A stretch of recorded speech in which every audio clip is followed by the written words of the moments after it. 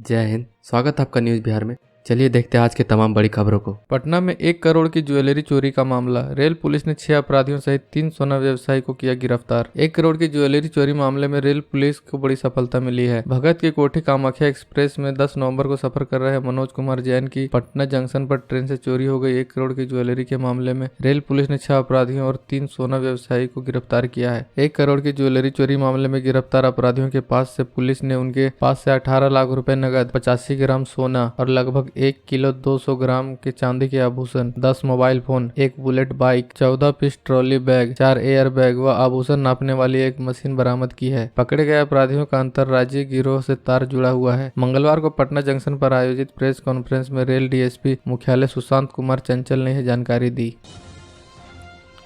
मधुबनी से सड़क दुर्घटना में पति पत्नी सहित 3 की मौत। ससुराल से लौट रहे थे दंपति, नदी में जा गिरी कार। जिले से एक सड़क दुर्घटना की खबर आई है। एक अनियंत्रित कार नदी में गिर गई, जिससे कार में सवार 3 लोगों की मौत घटनास्थल पर हो गई। घटना की सूचना मिलते ही मौके पर पुलिस पहुंचकर मामले की जांच में जुट गई। वहीं मृत के परिजनों का रो रो कर बुरा हाल है। मामला जिले के बिस्फी थाना क्षेत्र के ककोरवा चौक से पूर्व मढ़िया चौक के पास का है। घटना के संबंध में बताया जा रहा है कि सोमवार की देर रात एक अनियंत्रित कार नदी में गिर गई, जिससे कार में सवार 3 लोगों की मौत घटनास्थल पर हो गई। मृतकों में पति पत्नी सहित कार चालक शामिल है। मृतक की पहचान बिस्फी डीहिलोड निवासी राजकुमार यादव उर्फ राया यादव, उनकी पत्नी रूबी कुमारी एवं विकास कुमार यादव के रूप में की गई। तीनों एक ही गांव के हैं। घटना की सूचना मिलते ही पूरे गांव में सनसनी फैल गई। परिजनों का रो रो कर बुरा हाल है।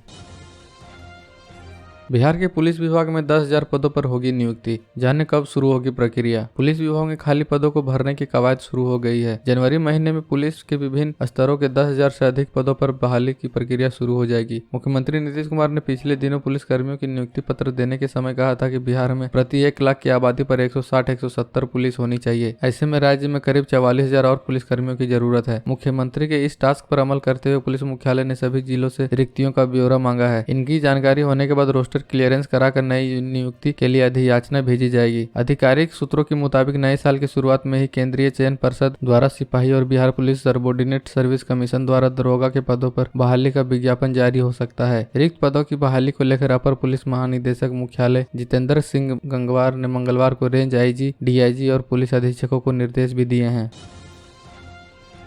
शिवसेना नेता आदित्य ठाकरे कल आएंगे पटना। तेजस्वी यादव से करेंगे मुलाकात। विपक्षी एकता पर होगी बात। बिहार में सियासी बदलाव होने और महागठबंधन की सरकार बनने के बाद लगातार राजनीतिक हलचल बढ़ी हुई है। महागठबंधन लगातार ही भाजपा के खिलाफ सभी दलों को एकजुट करने में जुटी हुई है। कुछ समय पहले तेलंगाना के मुख्यमंत्री चंद्रशेखर राव पटना आए थे। इसी क्रम में अब महाराष्ट्र के मुख्यमंत्री उद्धव ठाकरे के बेटे और शिवसेना नेता आदित्य ठाकरे 23 नवंबर को बुधवार को पटना आ रहे हैं। पटना में आदित्य ठाकरे विशेष रूप से राज्य के उप मुख्यमंत्री तेजस्वी यादव से मुलाकात करेंगे। राजद नेता तेजस्वी यादव से जुड़े आधिकारिक सूत्र ने भी इस बात की पुष्टि की है। देश के इन 2 युवा नेताओं की मुलाकात को काफी विशेष माना जा रहा है। दोनों के बीच की यह मुलाकात उप मुख्यमंत्री तेजस्वी यादव के आवास पर प्रस्तावित है।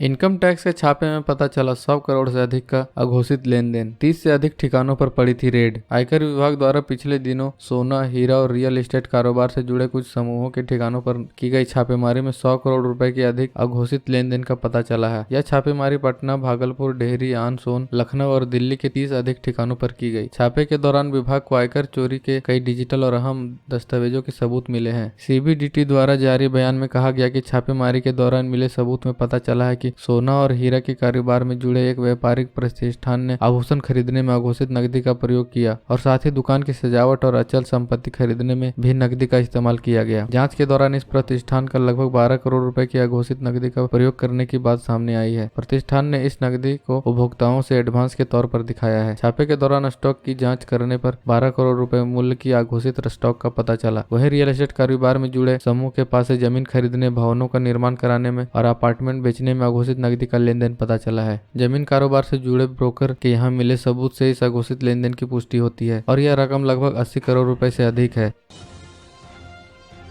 मधेपुरा में शादी का भोज था विषाक्त, खाने से 200 लोग हुए बीमार। मधेपुरा जिले के एक शादी समारोह में विषाक्त भोजन खाने से मंगलवार को लगभग 200 से अधिक लोग बीमार हो गए। सभी को मेडिकल कॉलेज समेत विभिन्न सरकारी अस्पतालों में भर्ती कराया गया। रात से ही सभी की तबीयत बिगड़ने लगी। धीरे धीरे जब हालात बेकाबू होने लगे तो लोग अस्पताल पहुंचकर भर्ती होने लगे। अचानक मरीजों की भीड़ से स्थिति चरमरा गई। फिलहाल जन नायक कर्पूरी ठाकुर मेडिकल कॉलेज के विभिन्न वार्डो को खाली कराकर तत्काल इनका इलाज किया जा रहा है। सदर अस्पताल में भी मरीजों का तांता लगा हुआ है। प्राप्त जानकारी जानकारी के अनुसार मंगलवार की सुबह लगभग 11 बजे के बाद फूड पॉइजनिंग की शिकायत लेकर कुछ लोग JNKT अस्पताल पहुंचे। अभी उनका इलाज शुरू भी नहीं हुआ था कि अचानक अस्पताल में बीमार लोगों की भीड़ बढ़ने लगी। मेडिकल कॉलेज के डॉक्टर इतनी संख्या में बीमार लोगों को देख परेशान हो गए।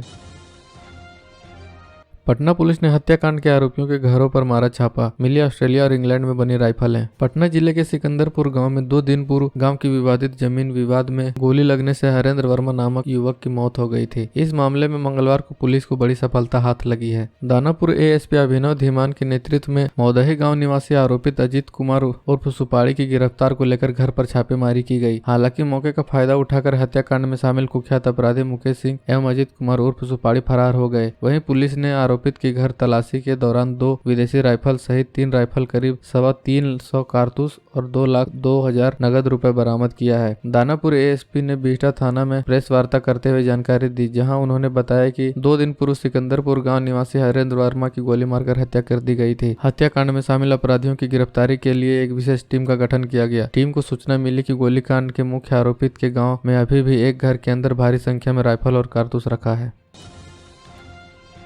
राजधानी पटना के बेली रोड स्थित एक निजी दवा दुकान में ड्रग विभाग ने की छापेमारी, दुकानदारों में मचा हड़कंप। राजधानी पटना से एक बड़ी खबर आ रही है, ड्रग विभाग एक्शन में दिख रहा है। पटना के बेली रोड स्थित एक दुकान में ड्रग विभाग ने छापा मार दवाओं की जांच की। बताया जा रहा है कि ड्रग विभाग को इस दुकान के खिलाफ लगातार शिकायतें मिल रही थी। वहीं इस कार्रवाई के बाद दवा दुकानदारों में हड़कंप मच गया है। पटना के बेली रोड स्थित एक निजी दवा दुकान में ड्रग विभाग ने छापेमारी की है। IGIMS और शेखपुरा के बीच स्थित एक निजी दवा दुकान में ड्रग विभाग के अधिकारियों ने कार्रवाई की है। छापेमारी के दौरान कई दवाइयों की गहनता पूर्वक जांच की गई, जिसमें कई दवाएं ऐसी हैं जिसे डुप्लीकेट कंपनियों के द्वारा बेची जा रही थी। कई दवाइयां फ्रिज में रखी हुई थी, उनकी भी जांच की गई। जांच में कई दवाइयों में गड़बड़ी पाई गई। वहीं यह छापेमारी ड्रग विभाग के DSP के नेतृत्व में की जा रही है। दुकान में मौजूद लगभग सभी दवाइयों की जाँच की गई है। बता दें कि दवा दुकान के मालिक भी छापेमारी के वक्त मौजूद थे। इस मामले में बताया जा रहा है कि लगातार ड्रग विभाग के अधिकारी को दवाइयों को लेकर कई गड़बड़ियां की सूचना मिल रही थी, जिसके बाद आज ड्रग विभाग के द्वारा छापेमारी की गई। बता दें कि राजधानी पटना से पहले दवा को लेकर कई बड़ी कार्रवाई की जा चुकी है। कार्रवाई के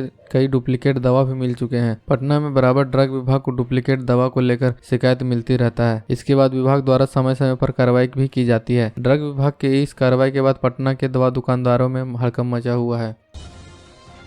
तेजस्वी यादव का सरकारी नौकरी पर स्टैंड, कहा ज्यादा से ज्यादा लोगों को दी जाएगी रोजगार। बिहार में रोजगार सबसे बड़ा मुद्दा है। महागठबंधन की सरकार बनने के बाद बिहार के युवाओं में एक उम्मीद जगी है। बता दें कि तेजस्वी यादव ने विधानसभा चुनाव में ही 10 लाख रोजगार देने की बात कही थी। डिप्टी CM तेजस्वी यादव ने नियुक्ति पत्र वितरण को लेकर केंद्र सरकार पर निशाना साधा। उन्होंने कहा कि अब तो केंद्र सरकार भी बिहार सरकार को देखकर नियुक्ति पत्र बांट रही है। इसके अलावा भी केंद्र सरकार बिहार के कई कामों को केंद्र में लागू कर रही है। तेजस्वी यादव ने कहा कि बिहार में रोजगार को लेकर सरकार सक्रिय है। सरकारी नौकरी के अलावा भी प्रदेश के लोगों को ज्यादा से ज्यादा रोजगार देने की कोशिश की जा रही है। वहीं नियुक्ति पत्र वितरण पर उन्होंने कहा कि मुख्यमंत्री नीतीश कुमार के द्वारा नियुक्ति पत्र बांटा जा रहा है। अब उसे देखकर केंद्र सरकार भी नियुक्ति पत्र बांट रही है।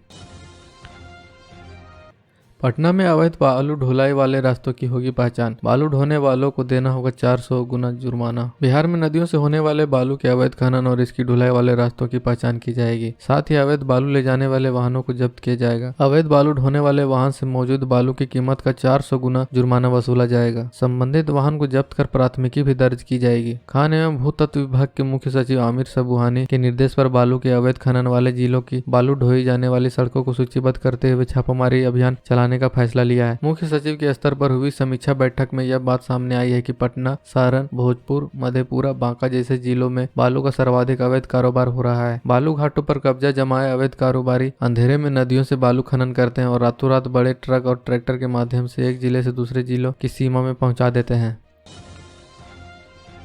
पटना में जनवरी से चलेंगी CNG वाली 25 बसें, न्यूनतम किराया 10 रुपया। जाने किन रूटों का हुआ चयन। पटना के लोग अब CNG AC बस में सफर करेंगे। बिहार राज्य पथ परिवहन निगम ने 25 नए CNG AC बसों की खरीद की है। अभी इन बसों के पंजीयन और परमिट की प्रक्रिया चल रही है। जनवरी तक इन बसों के परिचालन की उम्मीद की जा रही है। इन CNG AC बसों में कुल 32 सीटें होंगी और 65% सीटें महिलाओं के लिए आरक्षित होंगी। महिला यात्री नहीं होने की स्थिति में इन सीटों पर पुरुष बैठ पाएंगे। इन नई CNG AC बसों को चलाने के साथ साथ परिवहन विभाग नए रूटों पर भी बसों के परिचालन की योजना तैयार कर रहा है। खासकर जेपी सेतु होकर सोनपुर और हाजीपुर के लिए पटना से बस ले जाने वाले नए रूटों पर विचार किया जा रहा है। शहर में सार्वजनिक परिवहन की मांग लगातार बढ़ रही है। ऐसे में परिवहन विभाग इनकी संख्या में बढ़ोतरी करने का फैसला किया है। इसी कड़ी में 25 सीएनजी एसी बसों का परिचालन शुरू किया जा रहा है। इन रूटों का होगा परिचालन कारगिल चौक से पटना साहिब, स्टेशन से फुलबाड़ी एम्स, एयरपोर्ट से गांधी मैदान, दानापुर से बाईपास, बिहार शरीफ और हाजीपुर। बिहार की ऐसी ही तमाम छोटी बड़ी खबरों को जानने के लिए चैनल को सब्सक्राइब कर लें और बेल आइकन भी प्रेस कर दीजिएगा ताकि हर वीडियो का नोटिफिकेशन आपके फोन में पहुंच जाए।